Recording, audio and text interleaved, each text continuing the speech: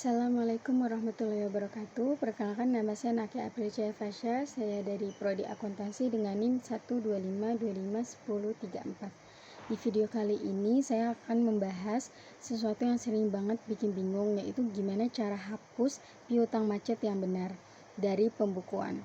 Bukan asal hapus ya, karena kalau salah caranya laporan keuangan bisa kacau. Dan yang lebih seremnya lagi itu kita bisa kena koreksi fiskal dari pajak. Untuk pembahasan yang pertama, sebelum hapus piutang ada syarat dari PMK 74 tahun 2024 yang harus dipenuhi semuanya. Itu ada 3. Yang pertama, beban sudah dicatat di laporan laba rugi dan komersial. Yang kedua, daftar nominatif sudah diserahkan ke DJP. Yang ketiga, perkara sudah diserahkan ke pengadilan atau ada perjanjian perdamaian. Di PT KNU ada 4 debitur, yaitu PT Maju Jaya sekitar 15 juta, macet di 1,131 hari.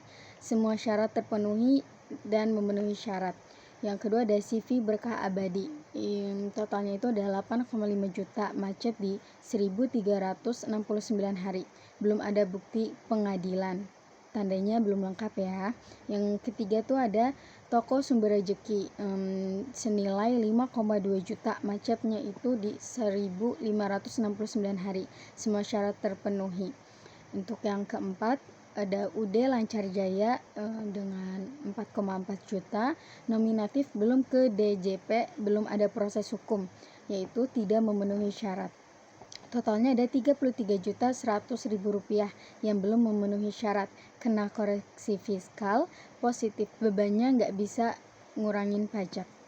Yang kedua, kita lanjut ke bagian word of the manager IO. Ini yang paling sering salah, jadi perhatikan baik-baik. Cara salahnya tuh biasanya langsung debit ke beban kerugian piutang saat write off. Ini tuh double counting.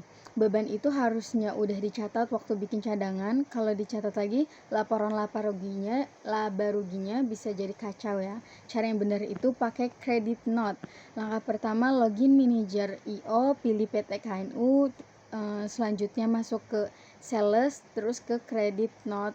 Terus langkah ketiga, klik new credit note. Langkah keempat, isi header, nama customer, tanggal write off, reference write off PMK 74 2024. Langkah yang kelima, line item, pilih akun allowance for doubtful accounts, isi amount sesuai nominatif. Langkah keenam, klik apply to invoice, pilih invoice yang mudah dihapus. Langkah ketujuh ada cek jurnal otomatis dari allowance for doubtful accounts atau share account receivable. Langkah yang ke-8 adalah export PDF sebagai bukti dokumen. Jurnalnya cuma memindahkan saldo, gak nyentuh laba rugi sama sekali, bersih dan sesuai standar. Kita masuk ke bagian ketiga, yaitu deferred tax asset. Secara akuntansi, badan cadangan 33.100.000 rupiah sudah dicatat, tapi secara fiskal belum boleh diakui karena syarat PMK belum semua terpenuhi. Perbedaan ini disebut beda temporer. Perhitungan simpelnya, DTA sama dengan 33.100.000 rupiah dikali 22%, hasilnya 7.282.000 rupiah. Ini adalah hak pajak di masa depan yang akan terrealisasi ketika write off sudah memenuhi syarat deductible-nya, dicatat di neraca sebagai aset pajak tangguhan sesuai PSAK 46. Dan karena cadangan belum bisa dikurangkan fiskal, ada koreksi fiskal positif 33.100.000 rupiah yang menambah penghasilan kena pajak. Dampak pajaknya 7.282.000.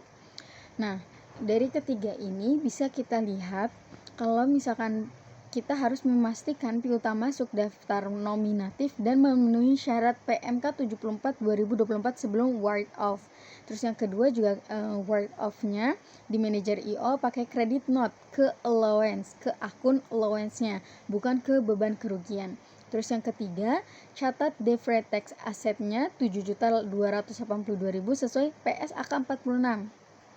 Nah, jadi kita nggak bisa ngapus gitu aja piutangnya, kita tuh harus ngikutin dari manajer IO untuk semuanya seperti itu.